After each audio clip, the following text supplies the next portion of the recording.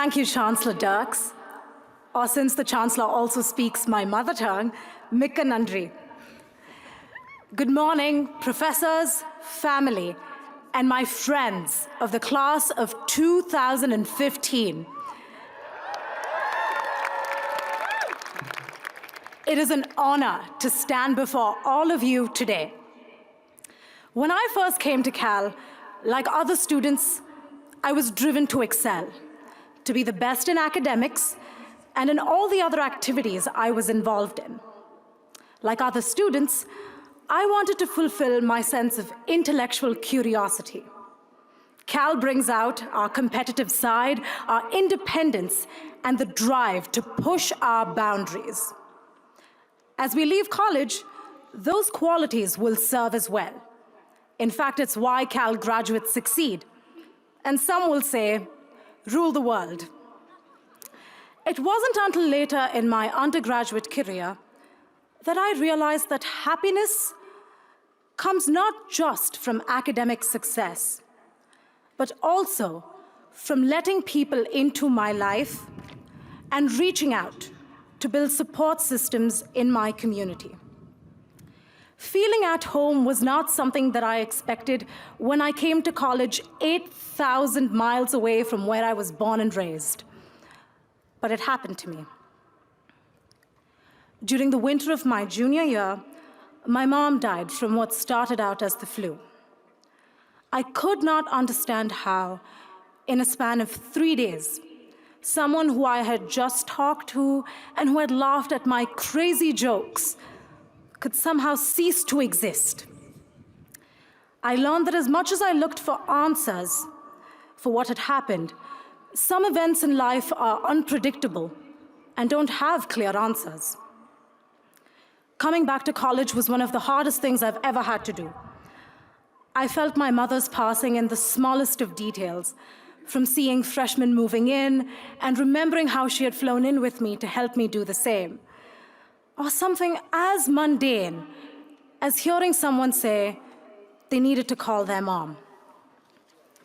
Among my group of friends, I began to feel like an outsider, someone who was incomplete.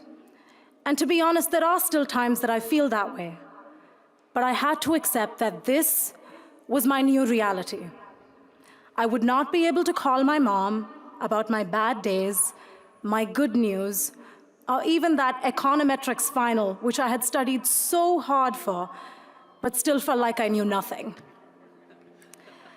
It was in one of those moments when I was emotionally at my lowest and really did not feel like facing college every single day that I understood that I had to let people in. I had been fiercely independent to the point where it was a source of pride for me not to ask for help. But I needed help. That was how I found another dimension to Cal, the people. People who I had never before approached for any kind of personal assistance helped me in such unexpected and touching ways. My professors, teaching assistants, and academic advisors opened their doors and opened their hearts, sometimes even sharing personal stories of loss with me. They helped me meet deadlines, plan my life, and sometimes just have a good cry in their office. My financial aid advisor at Cal, who ensured that my budget appeal went as smoothly as it could, so I didn't have to worry about financial aid while grieving my mom. And my Bear family, from Cal Mock Trial, the Student Advocate's Office, my dance team Natya, and my friends from Corey, where I spent far too much time.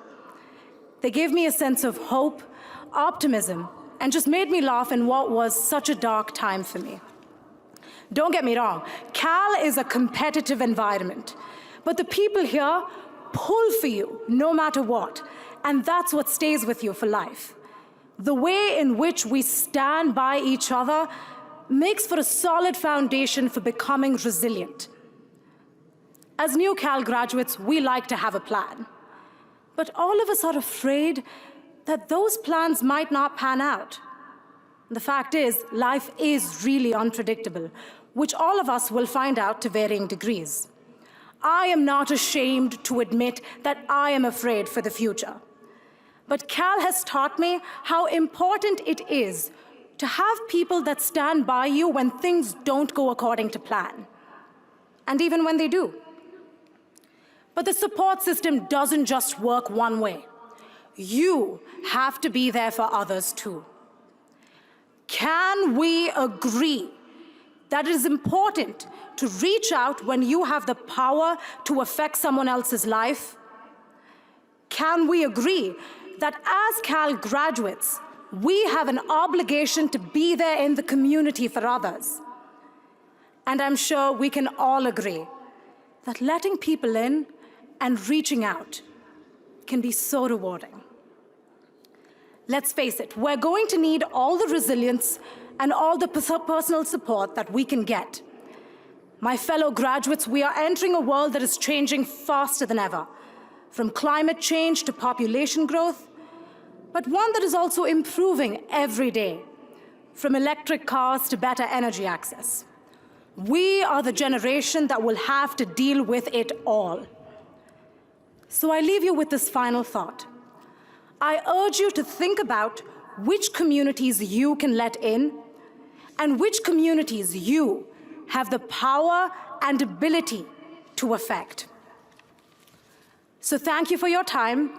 I hope you have a wonderful graduation with your family and friends, and I wish you all the very best for your future.